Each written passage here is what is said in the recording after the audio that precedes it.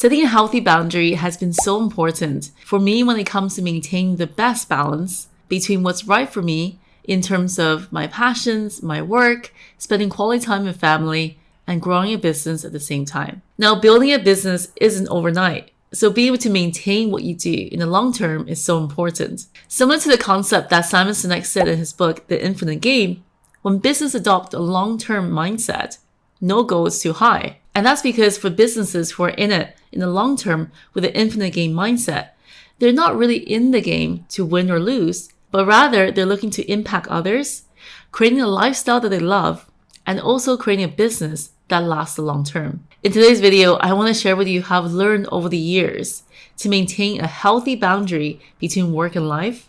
And that's even more important now, ever since I had my daughter, who's now turned to a very energetic toddler. I have to learn how to really manage that with being a mom and everything else in between. So join me in the video to learn from my mistakes and also how I've learned to create healthier boundaries going forward. One of the most important things I learned in my business so far is that if you don't set your non-negotiables, you can easily get pulled into so many different things and actually losing focus on what needs to get done the most. The hardest thing for me was saying no to people. Since I was little, I've never grown up with the possibility of saying no to others, especially to my friends who I suppose see me as a source of advice and also help when they actually need my help the most. But especially in business, what I learned the hard way is that you have to say no to projects that don't light you up, and in order to spend time on the things that I really value the most in your business and also in your life. Now, burnout can be very much a real thing. So if you don't know currently you have burnout or experiencing burnout, I recommend you checking out my video, How to Avoid Burnout, to actually watch out for the signs, the early signs of burnout, in order to avoid it being happening in the first place. Now, in terms of boundaries, it doesn't have to be specifically to business. So it could be something life related. For example, how long you spend scrolling social media, which, let's be honest, we all do that, including myself, or how long you're spending to binge Netflix. All these different things are actually things that you can set boundaries on, so you can still enjoy the actual activity, but rather now knowing that you have a specific stop time, so you can move on to other things that also matter in your life and also in your business. Or other things like not letting the negativity in the news to actually affect our mindset.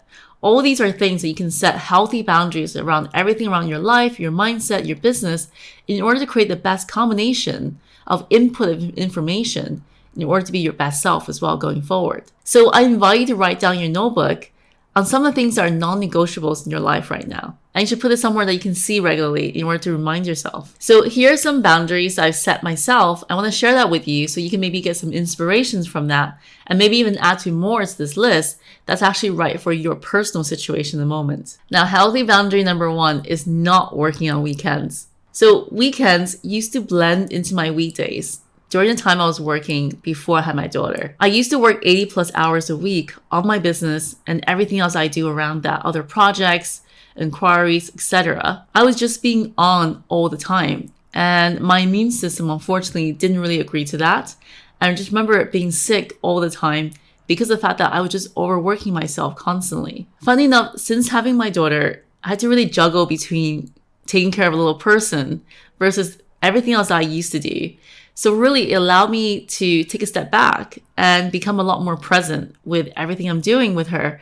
And therefore I kind of have this hard stop, a certain time of the day where I have to go pick her up, for example, or spend time playing with my daughter or cooking for her or doing other things where I have to be really present in that moment. So I can't really spend that time working anyway. But in a weird way, it made me a lot more balanced as an individual when it comes to work life because I kind of had to really force myself to stop working and be as efficient as I can be when I do get those moments of working time. So now I'm actually much more brutal when it comes to cutting down things that aren't a priority in my business or my life right now, and then spending time to work on things that are. And I actually touched on this in some of my previous videos where I have a top 3 list where I literally list the top 3 items I need to do that day, and everything else I can do is a bonus. And that's worked out really well for me so far.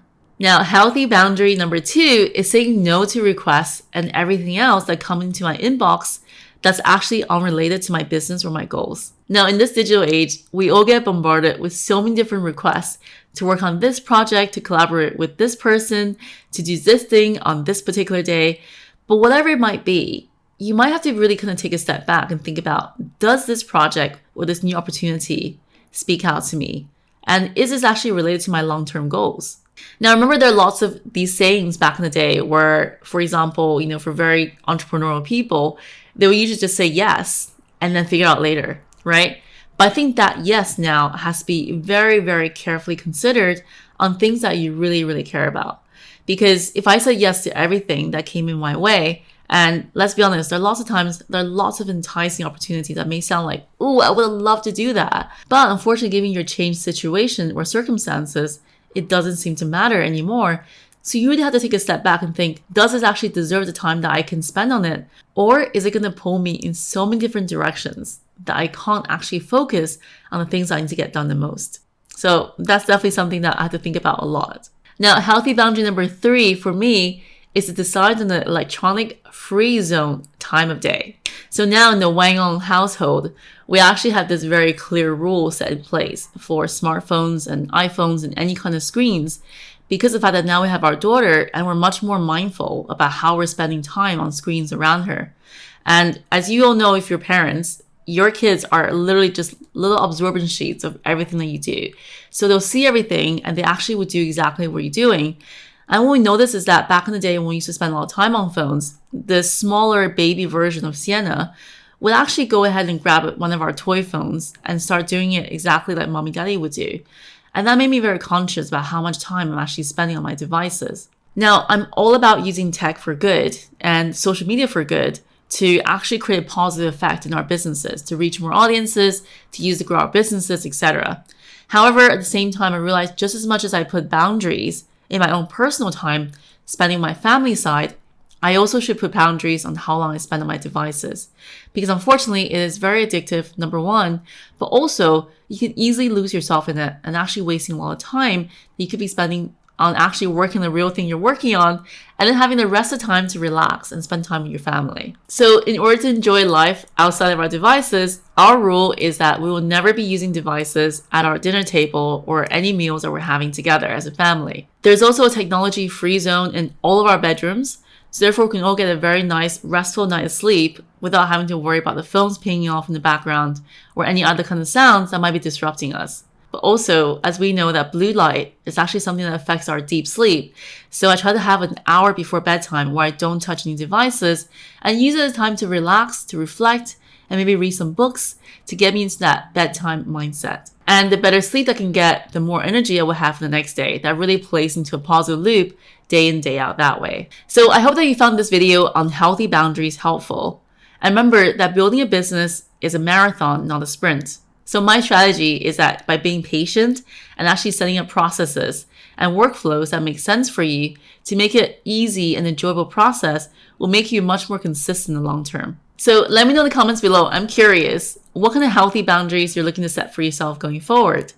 I look forward to hearing from you. If you liked the video, make sure to give it a thumbs up and share with a friend who needs to hear this too. And make sure to subscribe by hitting that subscribe button and also hit that notification bell so you get notified every time I release a new video. Thank you so much for watching and see you in the next video.